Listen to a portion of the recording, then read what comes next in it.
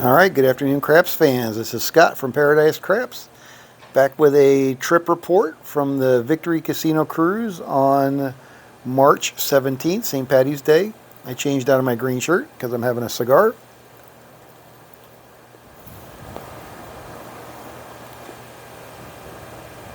I didn't want any holes in it. All right, so I went up to Victory this morning. I did the morning cruise, and um, I boarded a little bit late. I was waiting for my host Pete to come back into the main area there because he was going to hook me up with a lunch a la carte coupon because I dropped out of Elite. I'm not Elite any longer. I'm one level down, Blue Ocean. So I still get free boarding and some of the other perks, but I don't get the meal. Anyway, so he said he would hook me up, but I did get a hold of him, and I had to wait till we were on the boat because he was also doing the morning sailing as part of the St. Patty's Day thing. And so anyway, so I got on the boat. I went and I had a cigar, and then, which was good.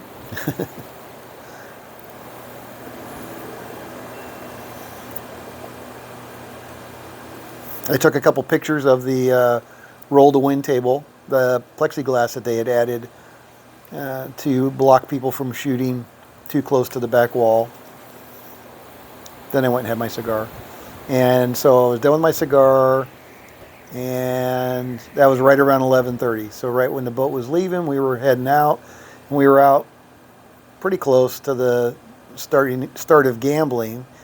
And I went downstairs. There was no dealer at the roll to win table, and the craps table was packed. I didn't try to reserve a spot on the craps table, the physical craps table. So I went and walked around a little bit, and I went back down after everything was turned on and they were gambling, and I was sat over at one of the digital blackjack tables watching the craps table to see if a dealer was going to show up for the roll to win. Never did, so I'm like, all right, well, I'll just move over there. So I moved over there to one of the stations, and then the floor, I forget his name, nice guy, walked over, and I said, is this going to be working? And he looked at, so the terminal I was sitting at was down, said, call attendant or whatever. And then he proceeded to, and I said, and then he tried bumping the the bill loader thing, which didn't change the error code. But and then I asked him, I said, well, where's the dealer? When's the dealer going to show up? Are you guys opening up this table? He goes, no, we don't use a dealer anymore. I said, really? He said, yeah, it's been over 4 months since we had a dealer actually dealing. He said, now it's all digital. So I said, well, how does that work? He said, you put your money in, you put your bets out, and then the dice show up, and you can just flick the dice on the screen, and then that's how you roll. I'm like, oh, great.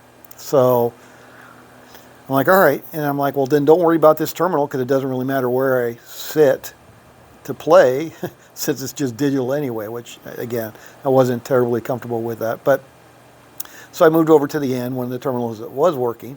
I put in my $20 because I wanted to try the Doey Don't to see whether the Doey Don't worked. And sure enough, just like most of you guys have said, on the roll to win tables and probably the roll to win bubble craps is probably going to be the same. But anyway, I put my $5, it's a $5 minimum, $2,000 max, I believe. Put my $5 on the DP, and as soon as I put it on a DP, the pass line went dark. So I could not put a bet on the pass line. So I'm like, oh, this sucks.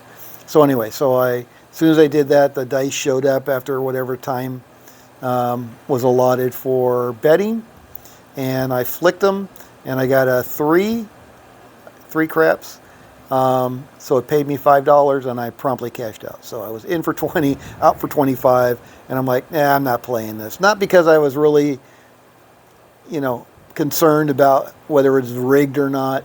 I'm sure the rolls were pretty well consistent with random probability. I didn't really watch it much. I watched it when I was upstairs looking down on it, but it's again, that wasn't the concern. My biggest concern was I could not play my strategy with the Doey don't. That was the main reason. So anyway, walked away with the $5, and the craps table was still full. I'm like, crud. And I really didn't want to go over there and wait for a spot. So I figured, all right. So I went up to the fourth floor and just hung out.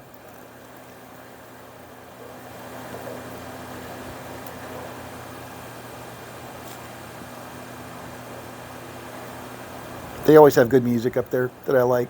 So I just sat there for a while.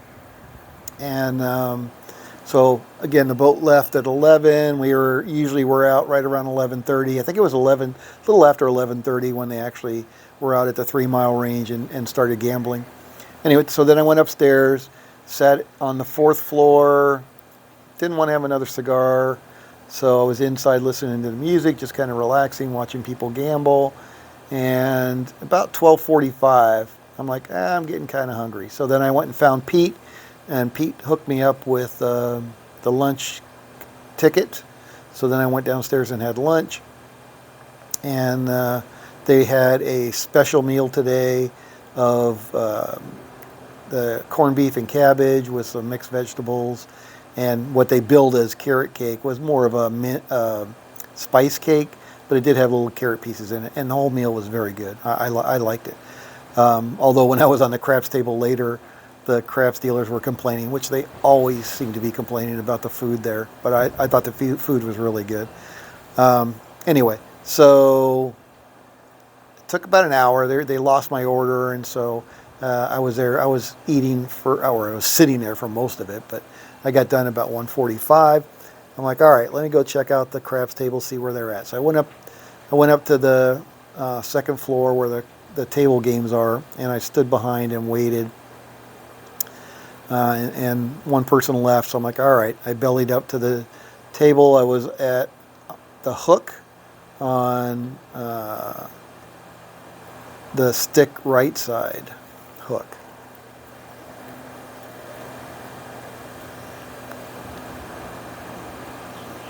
Yeah, would that be stick? Yeah, stick right side.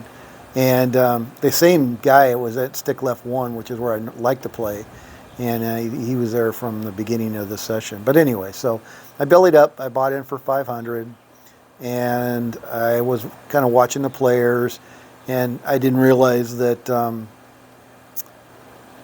Freddie was holding the dice because I was waiting. I waited for the guy just to my right at straight out to 7 out before buying in, and I just assumed they would pass me since I had not bought in. But anyway, Freddie was holding dice.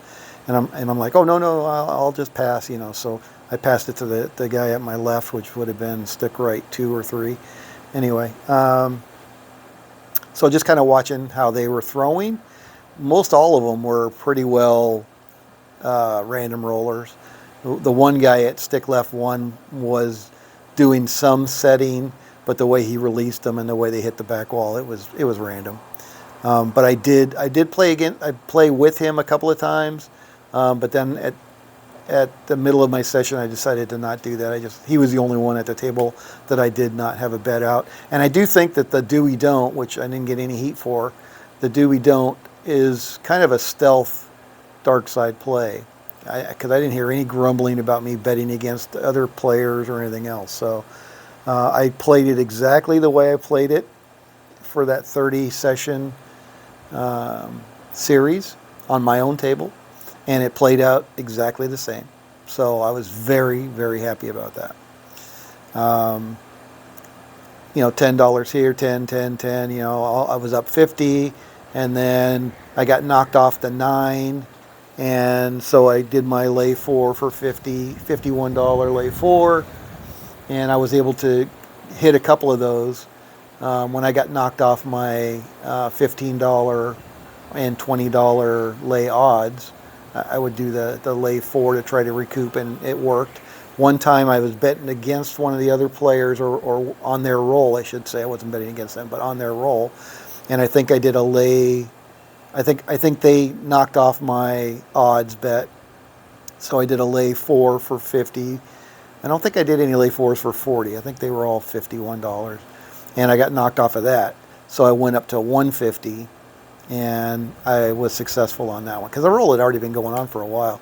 So, I really wasn't nervous about that. I wasn't terribly happy about it because I was not going to chase that 150. Although I did count my rack to see if I had 300 to chase it with, but I wasn't. I had already told myself I wasn't going to do that. I would just try to scratch it back if I had to.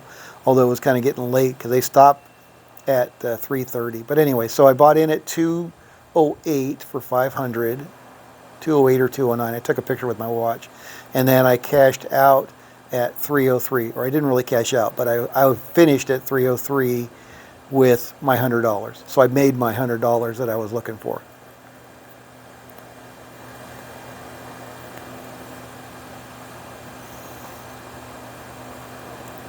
So again, I was very happy about that. I didn't play on anybody else, and I didn't want to do a lay four. I wasn't going to put. I made really good decisions. I really was clear-minded. Even when I was sitting upstairs, I did not feel like I wanted to gamble on anything else. I thought about playing they have the electronic with the physical roulette upstairs, and I thought about playing one of the strategies that I liked that CEG rolled out, but I'm like, I have to risk $8 to win one. I'm like, those just aren't really very good odds, so I'm not going to put my money at risk for that. Again, very clear-mindedly, I decided that was not a good wager, so I did not bet at all. Didn't feel like playing. I'm not a slots player anyway, but there was really never any impulse to want to play slots. But anyway, so I did wait. I waited for one orbit to come back to me because at this time the table was lighter, and 2 or 3 of the other guys were just passing anyway. So it came back to me pretty quick. I rolled a 6, and I'm like, shit. So again, I did not bet on the 6, and I'm thinking, all right, since this is going to be my last hand, most likely, do I want to put a lay 4 out? And then I really didn't want to do that, so I hit the 6. So I hit the point. Didn't cost me anything because I had my Doey doing out there. And then I rolled again, and I don't remember. It was either a 5 or a 10. I think it was a 10. No, I think it was a 5. Anyway, so I put out my lay odds and hit the 7. So I got paid to 10. And basically I took that, and then I took out all my lammers and colored up. And it was like I did exactly $600 color up. And then I gave the dealers, I think I had 14 before, or I had 4, and then I just made another 10. So I had 14, but then I got a water and I gave the girl $1 tip. So I had 13. So basically they made a $13 tip on me. Not great, but I was only looking for $100. I got my $100, and that's more than 10% of my winnings. So whether they liked it or not, I don't really care. But the dealers were great. They're curmudgeons, most of them. Freddie's not. Freddie's pretty funny. But, Guy and Nelson and who else? Oh, and Scott. Yeah, Scott especially. But anyway, they're good dealers. They're all very good dealers. They're seasoned, and they remembered me. They remembered how I like to play, even though it's been a while since I'd been there with my lay 4s. They didn't have to ask me what I wanted to do, whether it was a 10 or whatever, right? They just put it right on the 4 with my vig. So I'm very happy about that. So yeah, it was a good day. It was a good day on the boat. Good day gambling. Came home with an extra $100. Actually, it was 105, right? Because I went in for 20 and out for 25 on the digital machine, and I left a $2 tip for lunch. So $103 net. Win today, less whatever gas cost me to get up there and back. But very happy to report that the strategy does work. You can't do it on a roll to win table, which is kind of sucky, but on a physical table, it worked just like we've been rolling out. So I have no qualms with saying use this strategy. It does work. All right, anyway, thanks guys. That's my trip report. This is Scott from Paradise Craps. Wishing everybody a crappy day. Just kidding, of course. And we'll see you back at the table sometime. Thanks for watching.